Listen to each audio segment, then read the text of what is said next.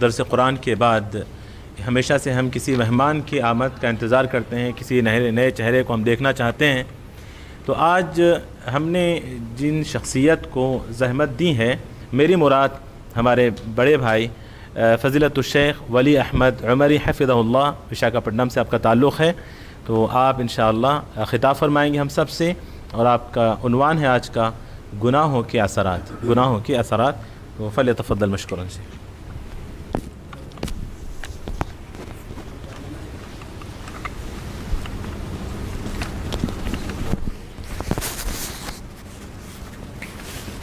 السلام علیکم ورحمۃ اللہ وبرکاتہ۔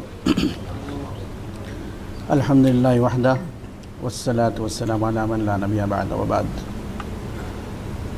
قال اللہ تعالی فی القرآن المجید ومن یعص اللہ ورسولہ فإن له نار جہنم خالدین فیہا ابدا۔ رب اشرح لی صدری ویسر لی امری واحلل عقدۃ من لسانی یفقہوا قولی رب زدنی علما۔ معزز سامعین، آج میں آپ حضرات کے سامنے گناہوں کے بارے میں چند باتیں بتاؤں گا۔ گناہ یعنی اللہ اور اس کے رسول صلی اللہ علیہ وسلم کی نافرمانی کی وجہ سے انسان ضلالت اور گمراہی میں جا پڑتا ہے۔ گناہوں کی وجہ سے انسان اللہ کی مغفرت اور رحمت سے دور جا گرتا ہے۔ گناہوں کی وجہ سے انسان شیطان اور ابلیس کا دوست بن جاتا ہے،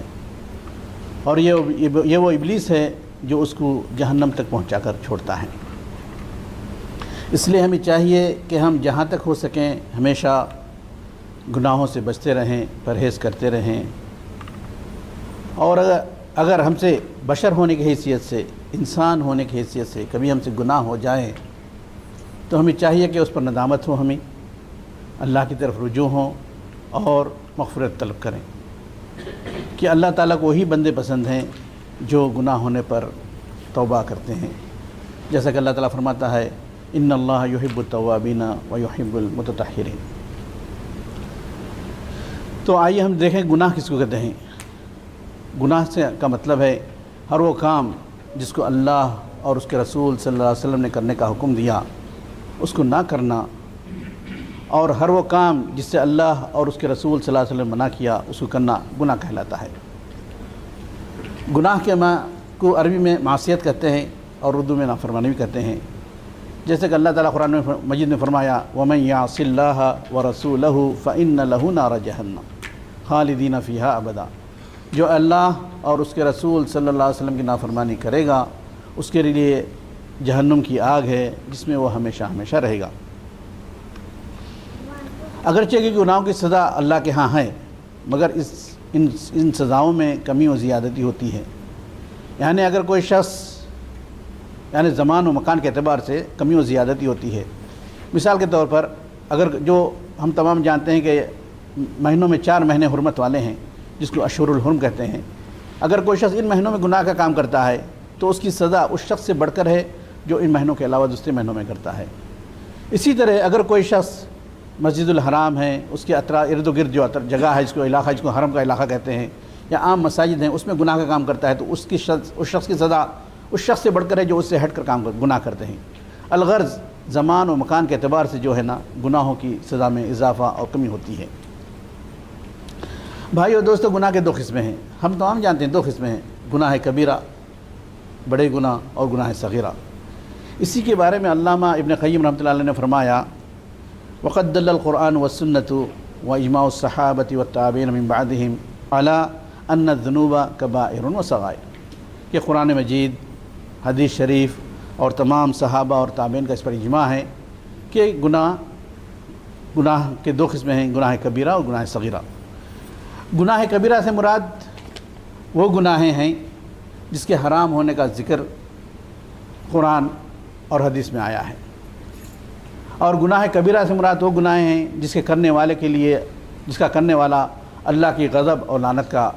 سامنا کرتا ہے۔ گناہ کبیرہ ان گناہوں کو کہتے ہیں جس کا ارتکاب کرنے والے کو جہنم کی سزا دی جاتی ہے، اور گناہ کبیرہ ان گناہوں کو کہتے ہیں جس کی اس دنیا میں شریعت اسلامیہ میں حد مقرر کی گئی ہے، یعنی سزا مقرر کی گئی ہے، جیسے زنا کرنا، چوری کرنا، شراب پینا وغیرہ۔ گناہ صغیرہ اس کی برعکس ہے،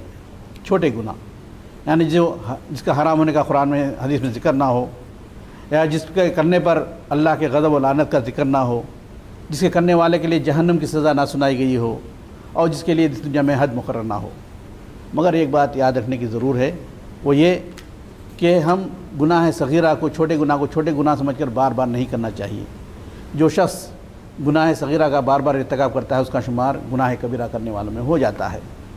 اسی بات کی طرف اشارہ کرتے ہوئے حضرت ابن عباس رضی اللہ تعالیٰ عنہ فرماتے ہیں، لا کبیرۃ مع الاستغفار ولا صغیرۃ مع الاصرار، کہ اگر کوئی شخص سے گناہ کبیرہ کا ارتکاب ہو جائے، سرزد ہو جائے، اور اس پر اس کو ندامت ہو، شرمندگی اختیار ہو، اور وہ اللہ کے ہاں توبہ کر لے تو اس کے گناہ کبیرہ بھی معاف ہو جاتے ہیں۔ بسا اوقات معافی نہیں ہوتے بلکہ اس کے گناہ کبیرہ جو ہیں نیکیوں میں بدل جاتے ہیں، جیسا کہ قرآن مجید میں ہم پڑھتے ہیں سورہ فرقان میں اللہ تعالیٰ کچھ کبیرہ گناہوں کا ذکر کرنے کے بعد فرماتا ہے، الا من تاب وآمن وعمل عملا صالحا فاولئک یبدل اللہ سیئاتہم حسنات، مگر جو توبہ کرے، ایمان لائے، نیک اعمال کرے تو اس کے گناہوں کو اللہ تعالیٰ گناہوں کو نیکیوں سے بدل دیتے ہیں۔ تو گناہ کبیرہ بھی توبہ پہ معاف ہوتے ہیں۔ اس کے برعکس گناہ صغیرہ اگر بار بار کرتا جائے تو جو ہے نا اس کے گناہ صغیرہ جو ہے نا معاف نہیں ہوتے بلکہ وہ کبیرہ میں بدل جاتے ہیں۔ اسی لیے اللہ کے رسول صلی اللہ علیہ وسلم فرمایا، ایاکم ومحقرات الذنوب فإنہن یجتمعن علی الرجل حتی یہلکنہ، کہ چھوٹے چھوٹے گناہوں سے پرہیز کیا کرو، کیونکہ اگر کوئی شخص اس کا بار بار ارتکاب کرے گا تو وہ اس کو ہلاک کر کے چھوڑ دیں گے۔ گناہ کبیرہ کیوں ہوتے ہیں، اس کے اسباب کیا ہیں؟ ان کے چند اسباب میں آپ کو ذکر کرتا ہوں۔ ایک ایمان کی کمزوری، اگر کسی شخص کا ایمان کمزور ہو، اس کو اللہ پر پوری طرح ایمان نہ ہو، یقین نہ ہو کہ میں جو کچھ بھی کرتا ہوں اللہ اس کو دیکھ رہا ہے، اس کے بعد مجھ کو اللہ اس کے بارے میں سزا دے گا، جو ایمان کی کمزوری ہوتی ہے، تو اس کی وجہ سے انسان جو ہے نا گناہوں میں مبتلا ہوتا ہے۔ اور دوسری بات، شہوات اور شبہات کی اتباع کرنا۔ شہوات یعنی جو چیز ہمارے دل کو اچھی لگے، نفس کو اچھی لگے، یعنی انسان ہر وہ کام کر بیٹھے جو ہم کو پسند آتا ہے، اس کے بارے میں یہ نہ سوچے کہ اس کے بارے میں اللہ اور اس کے رسول صلی اللہ علیہ وسلم کا کیا حکم ہے، یہ شہوات کہلاتے ہیں۔ شبہات یعنی وہ کام ہیں، وہ اعمال جس کے بارے میں شک ہوتا ہے کہ آیا یہ حلال ہے کہ حرام ہے، تو اس کے بارے میں جب شک ہوتا ہے تو ایسے کاموں سے پرہیز کرنا چاہیے، جیسا کہ اللہ کے رسول صلی اللہ علیہ وسلم نے فرمایا کہ وہ حدیث نہیں وہ ہے الحلال نہیں، اس کے بارے میں الحلال بین والحرام بین وبینہما امور مشتبہات لا یعلمہن کثیر من الناس، کہ حلال واضح ہے اور حرام بھی واضح ہے، ان کے درمیان جو ہے نا کچھ شبہ کی چیزیں ہیں جس کو بہت سے لوگ نہیں جانتے۔ تو جو ہے نا اب ایسے جو چیزیں ہم کو معلوم نہیں ہے کہ حلال ہے کہ حرام ہے، تو اس کے بارے میں ہم کو احتیاط کرنا چاہیے، تقوی کا تقاضا ہے کہ احتیاط کرے۔ مگر اس کی عام مثال ہم جو دوحہ میں ہم لے سکتے ہیں عام طور پر اسلامی بینک ہے۔ اسلامی بینک سے اگر ہے نا قرضہ لیتے ہیں ہم لوگ، کار وغیرہ خرید کرتے ہیں، تو اس کے بارے میں اب ہے جائز ہے ناجائز، اس کے بارے میں دو گروپ ہیں علماء کے۔ ایک گروپ کہتا ہے کہ نہیں جائز ہے، آپ آرام سے لے سکتے ہیں، دوسرا گروپ کہتا ہے کہ نہیں بھائی اس سے پرہیز کرنا چاہیے۔ تو ایسے چیزوں میں ہمیں چاہیے کہ ہم احتیاط کریں۔ میں یہاں فتویٰ نہیں دے رہا ہوں، آپ یہ سننا سمجھے کہ مول صاحب فتویٰ دے دیے نہیں لینا چاہیے، ایسا نہیں ہے، بلکہ جو نا ایک بات بتا رہا ہوں کہ ایسے چیزوں میں اللہ نے ہمیں جو رزق دیا ہے اس پر اکتفا کرتے ہوئے یہاں پر بچ جائیں تو یہ بہت بڑے مرتبے کی بات ہے، اچھی بات ہے۔ تو اس طرح سے ہے نہ، میں جو حدیث بتانا چاہتا ماں ہاں کا فی صدر کا فترک ہو، جو دل میں جو بات تم کو کھٹک جائے اس کو چھوڑ دو۔ یہ اللہ کے رسول نے فرمایا کہ جہاں پہ کھٹکا پیدا ہو کہ بھائی یہ جائز ہے ناجائز ہے تو فوری اس کو چھوڑ دینا چاہیے، اس کے پیچھے نہیں پڑنا چاہیے۔ یہ بات رہی۔ اور تیسری چیز جو ہے نا جو گناہوں کے مبتلا ہونے کی ہے، وہ شیطان کی اتباع کرنا ہے۔ نہ شیطان انسان کا کھلا دشمن ہے، جیسا کہ ہم تمام جانتے ہیں، وہ کبھی نہ کسی کو نہیں چھوڑا، ازل سے جب سے آدم علیہ السلام دنیا میں آئے اس وقت سے ہمارے پیچھے ہے اور قیامت تک رہے گا۔ تو جب کبھی کوئی کام کرنے جاتے ہیں تو شیطان کی اتباع نہیں کرنا چاہیے، اللہ اور اللہ کے رسول کا جو حکم ہے اس کی اتباع کریں، شیطان کے پیچھے نہ جائیں۔ اللہ کے رسول صلی اللہ علیہ وسلم فرمایا ان الشیطان یحضر احدکم عند کل شیء من شأنہ، کہ جب تم کبھی کوئی کام کرنے جاؤ تو تمہارے ہر کام کے پیچھے شیطان آتا ہے، تو اس سے ہم کو بچنا چاہیے، پرہیز کرنا چاہیے۔ اور اس کے بعد وہ کون سی چیزیں ہیں جس کی وجہ سے ہم گناہوں سے بچ سکتے ہیں اختیار کرنے سے، تو وہ بتانا ہوں کہ اللہ کا تقوی اختیار کرنا، اللہ سے ڈرنا، خوف کھانا، تقوی اختیار کرنا۔ جو شخص اللہ سے ڈرتا ہے وہ کبھی گناہوں کی طرف نہیں جاتا، اگر چلے بھی جائے تو واپس آتا ہے۔ اگر ہم ہر کام کرنے سے پہلے یہ سوچیں کہ اگرچہ میں لوگوں کی نگاہوں سے چھپ کر اندھیرے میں کوئی کام کر رہا ہوں لیکن اللہ سے تو نہیں چھپا، اللہ کے پاس اس کی سزا مجھے ملتی ہے، تو اس طرح کا جب اللہ کا تقوی اختیار کرتا ہے انسان تو جو ہے نا وہ گناہوں سے بچ جاتا ہے۔ اور دوسری بات، فرائض کو وقت پر ادا کرنا اور نوافل کا کثرت سے اہتمام کرنا۔ یعنی اگر کوئی شخص، وہی شخص فرائض کا وقت پر ادا کرتا ہے جس کو اللہ کا خوف ہو، اللہ کے پاس جواب دہی کا خوف ہو، یہ سمجھے کہ میں مرنے کے بعد میں اس دنیا میں ہمیشہ رہنے والا نہیں ہوں بلکہ مر کے اللہ کے پاس جانا ہے، اللہ تعالیٰ نے چند اعمال کو مجھ پر فرض کیا ہے جس کا حساب و کتاب اللہ کے پاس دینا ہے، اور اس کو میں وقت پر ادا کروں گا تو اللہ تعالیٰ مجھے جنت نصیب کرے گا۔ تو جو یہ خیال کرے گا تو پھر وہ گناہوں کے قریب نہیں جائے گا۔ تو جو فرائض کا اہتمام کرتا ہے، وقت پر ادا کرتا ہے، وہ گناہوں سے بچا رہتا ہے۔ اور اسی طرح نوافل کا کثرت سے اہتمام کرنا، نوافل کا وہی شخص کثرت سے اہتمام کرتا ہے جو جنت میں ہی جانا نہیں چاہتا بلکہ جنت میں اعلیٰ درجات پانا چاہتا ہے، کیونکہ اللہ کے رسول صلی اللہ علیہ وسلم نے جو حدیث قدسی میں بتایا کہ وما يزال عبدي يتقرب الي بالنوافل حتى احبه فاذا احببته كنت سمعه الذي يسمع به وبصره الذي يبصر به ويده التي يبطش بها ورجله التي يمشي بها وان سالني لاعطينه ولئن استعاذني لاعوذنه، کہ لگاتار مسلسل میرا بندہ نوافل کے ذریعے میرے سے قربت حاصل کرتے جاتا ہے، یہاں تک کہ میں اس سے محبت کرنے لگتا ہوں۔ جب میں اس سے محبت کرنے لگتا ہوں تو اس کے میں کان بن جاتا ہوں جس سے وہ سنتا ہے، اس کے آنکھ بن جاتا ہوں جس سے وہ دیکھتا ہے، اس کے ہاتھ بن جاتا ہوں جس سے وہ پکڑتا ہے، اور اس کو پیر بن جاتا ہوں جس سے وہ چلتا ہے۔ اگر وہ مجھ سے مانگے تو میں اس کو عطا کرتا ہوں، اگر وہ مجھ سے پناہ طلب کرے تو میں اس کو بچاتا ہوں۔ تو انسان جو ہے نا جو بھی اعمال کرتا ہے اس کے اعمال یعنی وہ اس قدر اللہ کے حدود کا پابندی کرتا کہ جو ہے نا اللہ تعالیٰ اس کے اعضاء سے وہ کوئی کام ایسا سرزد نہیں ہوتا جو اس سے اللہ تعالیٰ ناراض ہوتا ہو۔ دیکھتا ہے تو اللہ کی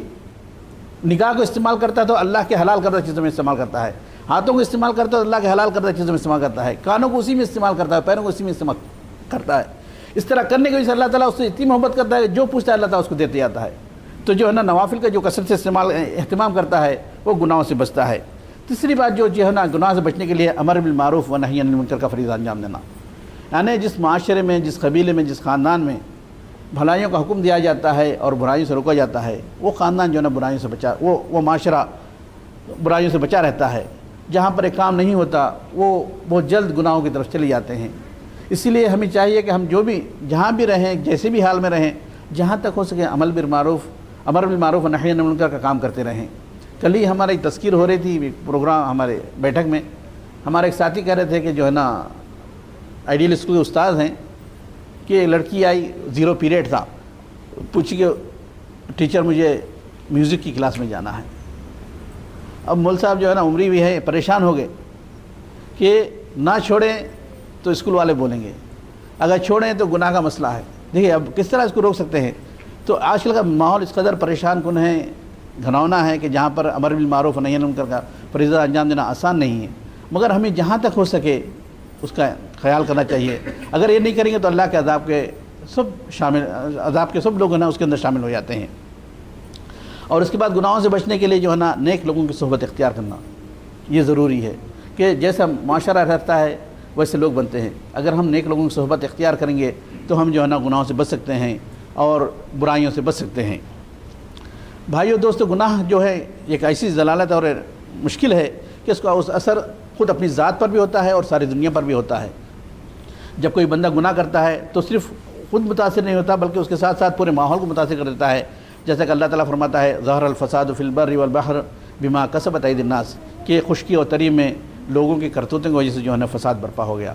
زمین، سمندر، پرندے، ہر چیز، درخت، ہر چیز جو ہے نا انسان کے گناہوں سے متاثر ہوتی ہیں۔ اللہ کے رسول صلی اللہ علیہ وسلم نے یہ فرمایا کہ جب کوئی بدکار شخص، گناہ گار شخص کا انتقال ہوتا ہے تو اس سے اللہ کے بندے، زمین، چوپائے سب راحت پاتے ہیں۔ تو جو ہے نا یہ معمولی بات نہیں، گناہ نا گناہ کا اثر ہم پر ہی نہیں ہوتا بلکہ اطراف و اکناف پہ، پورے ماحولیات پہ اس کا اثر پڑتا ہے۔ اور گناہ کے اثرات خود انسان پر بھی بہت گھنونے پڑتے ہیں کہ گناہ کرنے کی وجہ سے انسان کا دل فاسد ہو جاتا ہے، خراب ہو جاتا ہے، اس کے دل سے اللہ کی عظمت چلی جاتی ہے، اور یہی وہ عظمت ہے جو انسان کو برائیوں سے بچاتی ہے۔ گناہ کرنے سے انسان کا دل مردہ ہو جاتا ہے اور اس کے دل سے غیرت چلی جاتی ہے، اسی کی طرف اشارہ کرتے ہوئے اللہ کے رسول صلی اللہ علیہ وسلم نے فرمایا اذا لم تستحی فاصنع ما شئت، اگر تمہیں حیا نہ ہو تو تم جو چاہے کرو، کہ جب انسان گناہ بار بار کرتے جاتا ہے تو اس کے دل سے حیا غیرت چلی جاتی ہے، اور اللہ کے اور گناہ کرنے سے جو ہے نا دل کی کیفیت بدل جاتی ہے، برائی بھلائی معلوم ہوتی، بھلائی برائی معنی لگتی ہے، معروف منکر لگتا ہے، منکر معروف رکھتا ہے۔ اسی کی طرف اللہ تعالیٰ اشارہ کرتے فرمایا وَطَبَعَ اللَّهُ عَلَىٰ قُلُوبِهِمْ فَهُمْ لَا يَعْلَمُونَ، کہ اللہ تعالیٰ نے ان کے دلوں پہ مہر لگا دی، وہ کچھ بھی نہیں جانتے۔ اسی طرح جب ایک فرد گناہ کرتا ہے، ایک تنہا شخص گناہ کرتا ہے تو اس کے اثر اس کے ذات پر ہوتا ہے۔ جب قوم کی صورت میں اور ملک کی صورت میں جب گناہ ہوتے ہیں اجتماعی طور پر گناہ، تو اس کی سزا اجتماعی طور پر ملتی ہے، جیسا کہ ہم دیکھتے ہیں کہ قوم نوح، قوم عاد، قوم سمود اور قوم لوط وغیرہ کو جو گناہیں جو سزائیں ملی وہ اجتماعی طور پر گناہ کرتے تھے، سب مل کر کرتے تھے، تو اللہ تعالیٰ نے سب کو ہلاک کر کے رکھ دیا، جیسا کہ اللہ تعالیٰ قرآن مجید میں فرماتا ہے فَكُلًّا أَخَذْنَا بِذَنبِهِ فَمِنْهُمْ مَنْ أَرْسَلْنَا عَلَيْهِ حَاصِبًا وَمِنْهُمْ مَنْ أَخَذَتْهُ الصَّيْحَةُ وَمِنْهُمْ مَنْ خَسَفْنَا بِهِ الْأَرْضَ وَمِنْهُمْ مَنْ أَغْرَقْنَا،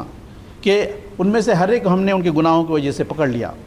ان میں سے تھوڑے بعض پر ہم نے تیز ہوا بھیجی، اور بعض کو ان میں سے بعض کو جو نا تیز زوردار چیخ نے پکڑ لیا، اور بعض کو ہم نے زمین میں دھسا دیا، اور بعض کو جو نا ہم نے پانی میں غرق کر دیا۔ یعنی جب اجتماعی طور پر گناہ ہوتے ہیں تو اللہ تعالیٰ تمام کو ہلاک کر کے چھوڑ دیتا ہے، اور جب گناہ کے کام ہوتے ہیں کسی معاشرے میں اس میں یا قوم میں تو اس سے بہت سارے برے اثرات پڑتے ہیں، ان سے نعمتیں چھین لی جاتی ہیں، سب سے بڑی نعمت ایمان کی نعمت چھین لی جاتی ہے، بھوک اور خوف میں مبتلا کر دیا جاتا ہے، اور انہیں طرح طرح سے پریشانی کا سامنا کرنا پڑتا ہے، جیسا کہ اللہ تعالیٰ قرآن میں فرماتا ہے وَضَرَبَ اللَّهُ مَثَلًا قَرْيَةً كَانَتْ آمِنَةً مُطْمَئِنَّةً يَأْتِيهَا رِزْقُهَا رَغَدًا مِنْ كُلِّ مَكَانٍ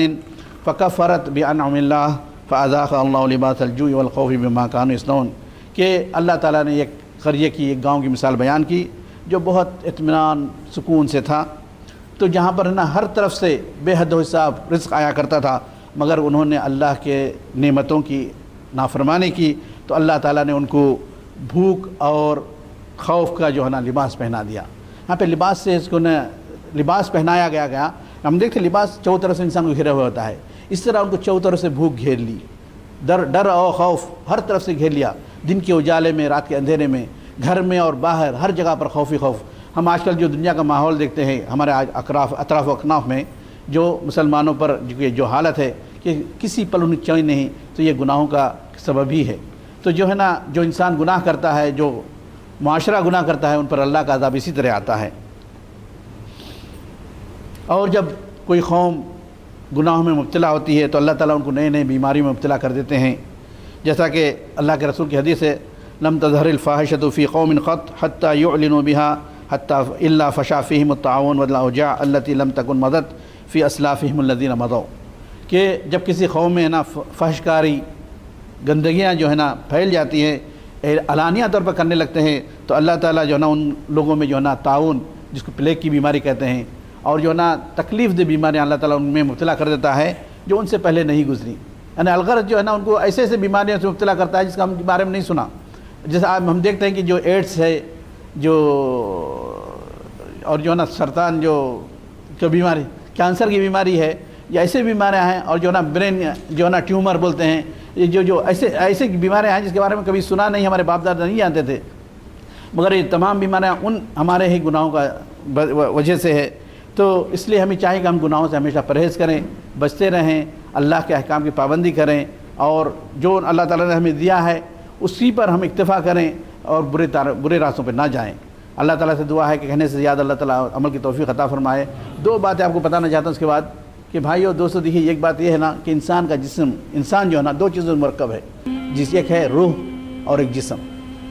یہ دونوں سے جب انسان بنتا ہے، اگر روح نکل جائے جسم سے تو اس کا کوئی یہ نہیں، اس کا کوئی حیثیت نہیں ہے۔ مگر ہم عام طور پہ دیکھتے ہیں انسان کو، ہم لوگوں کو، کہ جسم کے بنانے کے لیے ہم بڑی کوشش کرتے ہیں کہ یہ کھانے سے یہ بیماری آتی، ڈاکٹر کے پاس جاتے ہیں کچھ ہو جائے تو یہ کراتے ہیں وہ کراتے ہیں۔ جسم کے جتنا خیال کرنا ہے، واکنگ کریے، کیجئے، وہ کیجئے، جو کرنا ہے کرتے ہیں، مگر روح کی بھی جو ہے نا اس طرح ہم کو جو ہے نا خیال کرنا چاہیے۔ روح کی غذا یہ ہے کہ نا اللہ کا ذکر کرنا ہے، اللہ کے احکام کی پابندی کرنا ہے،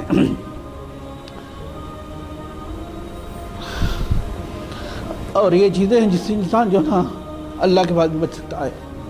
اگر ہم ان کی پابندی نہیں کریں گے اللہ تعالیٰ کے پاس تو پکڑے جاتے ہیں، ہم عام طور پہ دیکھتے ہیں ہم لوگ کہ جو نا ہمارا تمام وقت جو نا موبائلس میں گزرتا ہے. موبائلس یہ سب کی دنیا کی اس وقت کی بڑی لعنت ہے. یقیناً اس میں فائدہ ہے, اس میں نقصان زیادہ ہے, فائدہ کم. جیسا کہ نا وہ شراب اور اس کے بارے میں کہا گیا نا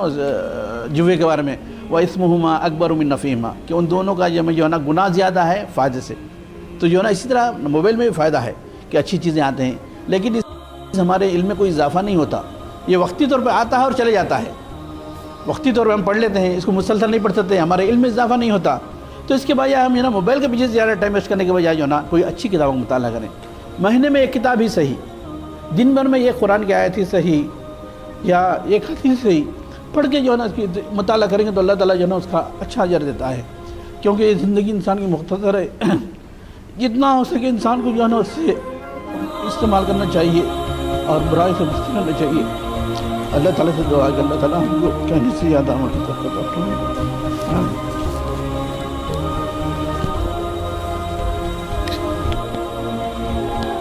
جزاکم اللہ خیراً, بارک اللہ فیکم. معزز